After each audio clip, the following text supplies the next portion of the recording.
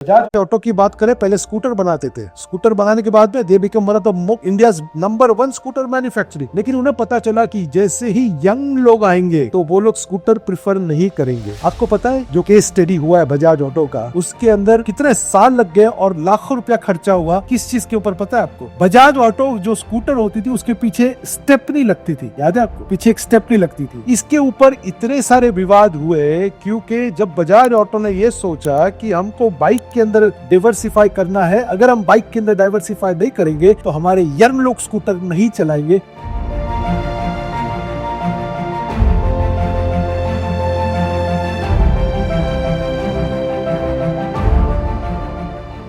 तब सबसे बड़ी उनके अंदर दुविधा थी कि स्टेपनी को बाइक के पीछे कैसे लगाए, क्योंकि हम इंडियन लोगों की मेंटेलिटी क्या थी तब की, हर कोई आदमी एक स्टैंड बाय स्टेपनी तो चाहिए, कभी कुछ पंचर हो गया तो। समझ में आ रही है आपको बात? लेकिन उसके बाद में जब उन्होंने ये सोच को बदला कि नए लोग हैं, नए यंग पीपल है, उनको स्टेपनी की जरूरत नहीं है, and they diversified into bikes. So आज के दिन में भी बजाज ऑटो बाइक का बहुत बड़ा शेयर लेके बैठा है मार्केट में। सोचो ना, आप एक चीज एक सोच के देखो कि अगर वो स्कूटर पे ही होते तो आज के दिन में इनकी क्या हालत होती? वही 1 2 3 4 के बाद में कोई गहरी नहीं, 70 80 के ऊपर स्कूटर जाता ही नहीं। अगर यही सोच होती तो कहाँ होती बजाज ऑटो? खत्म। तो उन्होंने सोचा ना कहीं पे हमको बदलना है, बदलाव करना है, तभी हम आगे जा पाएंगे। So without change nothing is going to work for you. So you need to make the changes. क्या चेंजेस हम आगे देखेंगे, बट उसके लिए रेडी होना पड़ेगा। You have to think differently to develop a $1 million mindset. You must transform the way you think. अपने आप को ट्रांसफॉर्म करना पड़ेगा। Think different. Your thought controls your feeling, your feeling controls your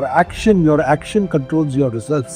इस स्लाइड से समझ में आता है? कुछ नहीं आता है। आपको डेमो बताना पड़ता है। प्रॉब्लम ये है कि हर एक चीज के ऊपर डेमो बताना पड़ता है। ठीक है, चलो हम डेमो करते हैं। सारे लोग खड़े हो जाइए। देखो कितना पावरफुल डेमो है और अब सब प्रूव करेंगे कि ये डेमो कितना पावरफुल है। अब हम सारे लोग खड़े हो जाइए, थोड़ा अपना जगह कर लीजिए। अब हम का अंगूठा ऐसे करते हैं, सारे लोग अंगूठा, अगर आगे पीछे थोड़ा एडजस्टमेंट करना पड़े तो कर लीजिए। ठीक है, अब इस अंगूठे को हम पीछे लेके जाते हैं, जितना आपके अंदर क्षमता है उतना पीछे लेके जाइए, और जिधर तक गया है अंगूठा उसको मार्किंग कीजिए कि देखिए आपका अंगूठा किधर तक जाता है पीछे। जितना पीछे तक गया है उसको मार्किंग कीजिए। डन। अब फिर से अंगूठा यहाँ लेके आइए। अब अफर्मेशन करना है अपने को। क्या अफर्मेशन करना है? कि मेरा हाथ बहुत ही फ्लेक्सिबल है। क्या अफर्मेशन करना है? मेरा हाथ बहुत ही फ्लेक्सिबल है, मेरा बॉडी बहुत फ्लेक्सिबल है। बोलते जाइए, मेरा हाथ बहुत फ्लेक्सिबल है, मेरा बॉडी बहुत फ्लेक्सिबल है। बोलिए बोलिए, फीलिंग के साथ बोलिए, मेरा हाथ बहुत फ्लेक्सिबल है, मेरी बॉडी बहुत फ्लेक्सिबल है। टर्म्स एंड कंडीशन पे टिक किया है ना? मेरा हाथ बहुत फ्लेक्सिबल है, मेरी बॉडी बहुत फ्लेक्सिबल है, मेरा हाथ बहुत फ्लेक्सिबल है, मेरी बॉडी बहुत फ्लेक्सिबल है। आंख खोलिए,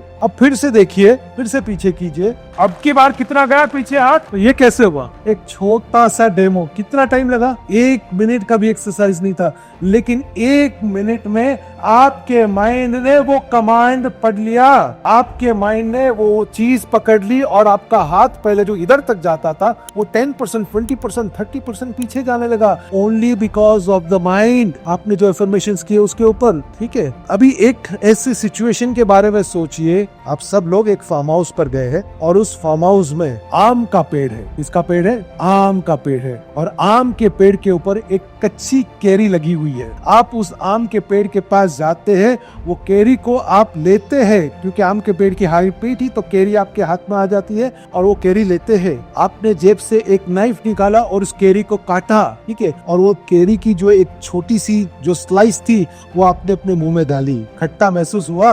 कितने लोगों को खट्टा महसूस हुआ? आम तो खाया नहीं, फिर भी खट्टा महसूस हुआ। कैसे? Because of your feelings and power of mind. India में डेमो बताना पड़ता है, तब जाके चीजें समझ में आती है। It's only because of your feelings. You know, मुंह में पानी आ गया, आम खाया नहीं, लेकिन सिर्फ सोचने के ऊपर।